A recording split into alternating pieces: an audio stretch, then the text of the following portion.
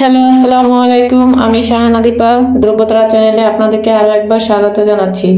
কাছে দূরে, দেশে এবং দেশের বাইরে থেকে যে আমার ভিডিওটি দেখছেন, আশা করি সকলে খুব ভালো আছেন।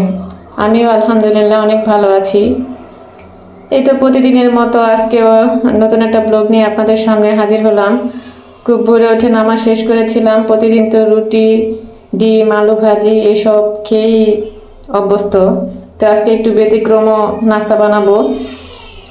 তো এখানে আমি কিছু কলা গতকালকে ছিলে ফ্রিজে রেখে দিয়েছিলাম, আজকে কলার পিঠাই বানাবো। যদিও আমি পিঠা বানাতে অত পারদর্শী না, তারপরেও মাঝে মাঝে ছেলের আবদার একটু পূরণ করার জন্য এই কলা পিঠাটাই বেশি বানাই। সেটাই আপনাদের সাথে একটু শেয়ার করলাম।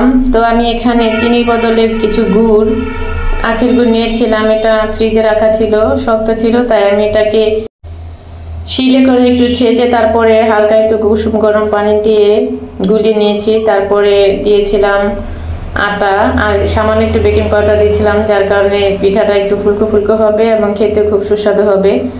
তো এক এক করে আমি পিঠাগুলো ভেজে নিলাম। এই পিঠাটা আমার ছেলে এবং মেয়ে দুজনেই খুব পছন্দ করে।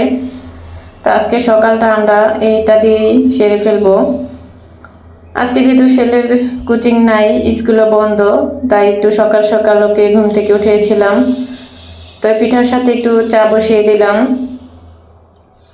কেন জানি সকালটা এখন আর চা ছাড়া চলেই না। হয়তো এক কাপ চা, নয়তো এক কাপ কফি।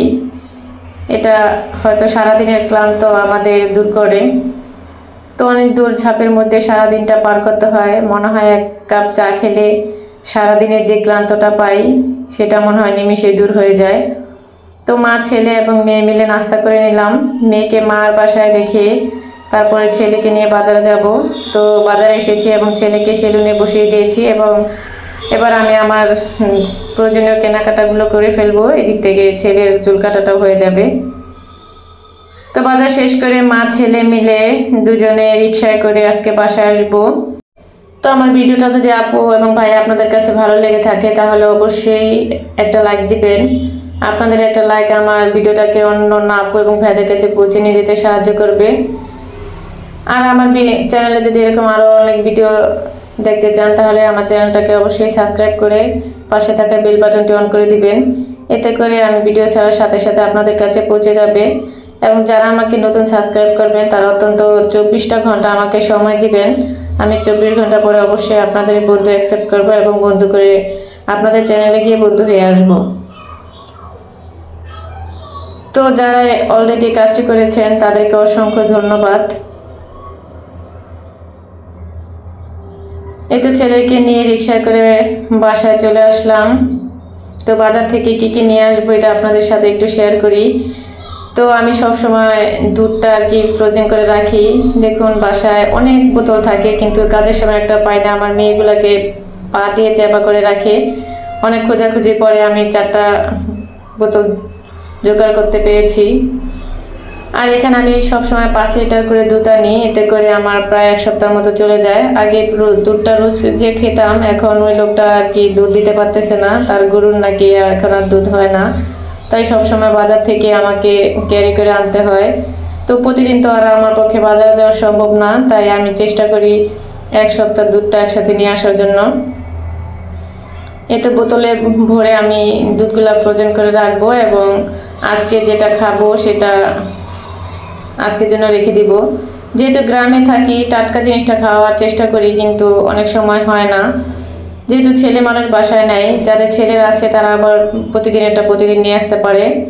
এই দেখুন বাজারে গিয়েছিলাম আর টাটকা শাক মানে তো আমার এখানে দুর্বলতা, শাক দেখলে আমার কিনতে মন চায়। তো শাকগুলো এত এত সুন্দর ছিল যে না কিনে পারলাম না।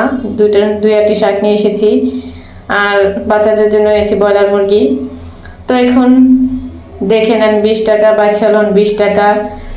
এই তো হরেক মালের মাল আর কি, আমাদের গ্রামের ভাষায় যেটা বলে। তো এখান থেকে কিছু 20 টাকার জিনিস কিনে আনলাম। যেহেতু মেয়ে সব আমার ভালো ভালো জিনিসগুলো ভেঙে ফেলে, তাই চিন্তা করলাম যে 20 টাকার কিছু জিনিস কিনে নিয়ে যায়, এগুলো যদিও ভাঙে তাহলে আর আমার আফসোস লাগবে না আর ওরও কাজে লাগবে। তো জিনিসগুলো 20 টাকার হলেও দেখতে মনে হয় যে অনেক টাকার এবং খুব সুন্দর। তবে এটা বেশি দিন লাস্টিং করবে না, আমার মেয়ে কাছারি সব ভেঙে ফেলবে। ও জিনিসপত্র ভাঙতে অনেক পছন্দ করে এবং জিনিসপত্র ভাঙার পরে অনেক আনন্দ ফিল করে, কিন্তু বুঝে না যে এটা আমার আম্মু কষ্ট পাবে বা আমাদের জিনিসটা নষ্ট হয়ে গেল। এই তো আমার 20 টাকার জিনিসপত্র আপনাদের দেখিয়ে দিলাম। তারপরে খুব প্রয়োজনীয় একটা জিনিস এনেছি, ঘর মোছার মপস। আগের মপসটা আমার নষ্ট হয়ে গেছে, তাই এখন একটা